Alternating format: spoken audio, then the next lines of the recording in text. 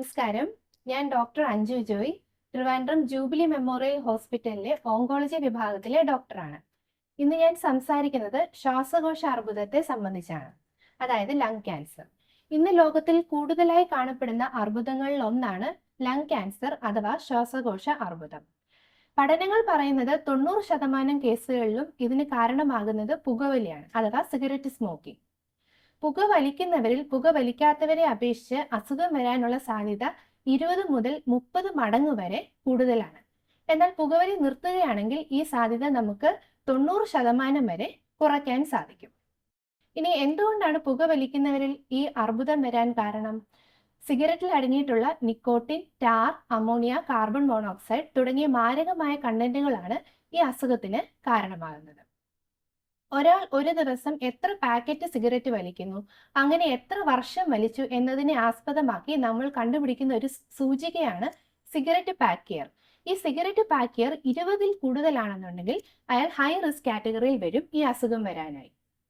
പിന്നെ മറ്റാരിലൊക്കെയാണ് അസുഖം വരാവുന്നത്?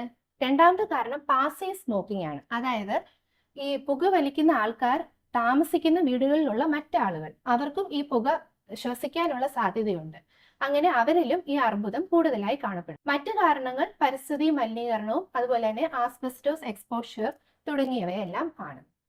ഇനി ഈ പുക വലിക്കുന്ന ആൾക്കാരിൽ തുടക്കത്തിലെ സ്റ്റേജിൽ തന്നെ ഈ ലങ് ക്യാൻസർ നമുക്ക് കണ്ടുപിടിക്കാൻ സാധിക്കുമോ? അഥവാ ഇതിനൊരു സ്ക്രീനിങ് ടൂൾ ഉണ്ട്. ഇതിനായി നമ്മൾ ഉപയോഗിക്കുന്നതാണ് ലോ ഡോസ് CT സ്കാൻ. ഇതൊരു നോൺ കോൺട്രാസ്റ്റും അതുപോലെ തന്നെ കുറഞ്ഞ റേഡിയേഷൻ എക്സ്പോഷറുമുള്ള ഒരു CT സ്കാൻ ആണ്. ഇത് ആരിലാണ് എടുക്കേണ്ടത്?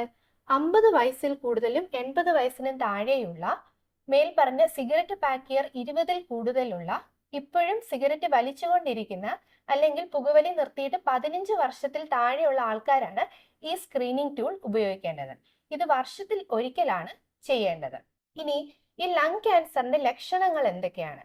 തുടക്കത്തെ സ്റ്റേജിൽ യാതൊരു ലക്ഷണവും കാണിക്കണമെന്നില്ല. എന്നിരുന്നാലും തുടർച്ചയായ ചുമ, ശ്വാസം മുട്ടൽ, കഫത്തിൽ രക്തം കാണുക, അകാരണമായി വെയിറ്റ് കുറയുക, വിശപ്പില്ലായ്മ തുടങ്ങിയവയെല്ലാം ഇതിന്റെ ലക്ഷണങ്ങളാണ്.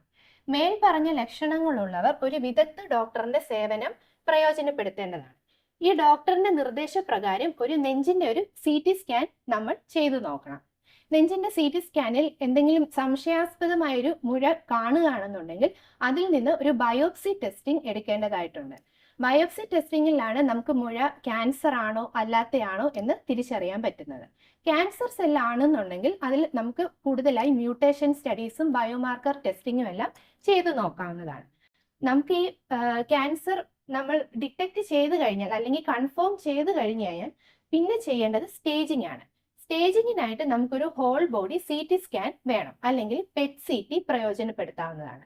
ഇതിന്റെ പ്രയോജനത്തോടെ നമ്മൾ ഈ അസുഖത്തെ സ്റ്റേജ് 1, 2, 3, 4 എന്നിങ്ങനെ 4ആയിട്ടാണ് തരംതിരിക്കുന്നത്.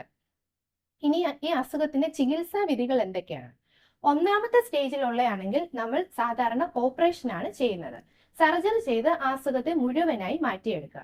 ഇനി സർജറിക്ക് ഫിറ്റ് അല്ല, മെഡിക്കലി ഫിറ്റ് അല്ല എന്നുണ്ടെന്നുണ്ടെങ്കിൽ നമുക്ക് അവിടെ റേഡിയേഷൻ കൊടുത്ത് ചികിത്സിച്ച് ഭേദമാക്കാവുന്നതാണ്. ഓപ്പറേഷൻ ചെയ്ത വ്യക്തികളിൽ അതിന്റെ റിപ്പോർട്ട് പ്രകാരം ഹൈ റിസ്ക് ഫീച്ചേഴ്സ് ഉണ്ടെന്നുണ്ടെങ്കിൽ ഓപ്പറേഷന് ശേഷം റേഡിയേഷനും കൊടുക്കാറുണ്ട്. 2, 3 സ്റ്റേജുകളിൽ നമ്മൾ പ്രിഫർ ചെയ്യുന്നത് റേഡിയേഷനും അതിന്റെ കൂടെ കീമോതെറാപ്പിയുമാണ്.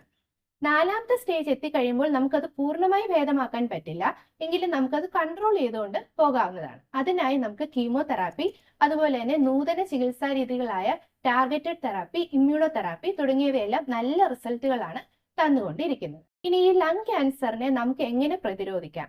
നമുക്കറിയാം ഏറ്റവും പ്രധാന കാരണം പുകവലി തന്നെയാണ്. അപ്പോൾ സ്കൂൾ തലത്തിൽ തന്നെ കുട്ടികൾക്ക് ഈ പുകവലിക്കെതിരെ ബോധവൽക്കരണം ടീച്ചേഴ്സും അതുപോലെ തന്നെ മാതാപിതാക്കളും കൊടുക്കേണ്ടതാണ്. ഇനി പുകവലി ശീലമായ ആളുകളാണെങ്കിൽ അത് സ്വയം നിർത്താൻ നോക്കുക. ഇനി അഥവാ നിർത്താൻ പറ്റുന്നില്ലെങ്കിൽ ഒരു ഡോക്ടറിന്റെ സേവനം പ്രയോജനപ്പെടുത്തുക. ഡോക്ടറിന്റെ സഹായത്തോടെ നമുക്ക് നിക്കോട്ടിന് പകരമായിട്ടുള്ള നിക്കോട്ടിൻ പാച്ച്, ഗമ്മ്, ലൊസഞ്ചസ് തുടങ്ങിയവയൊക്കെ അവൈലബിൾ ആണ്.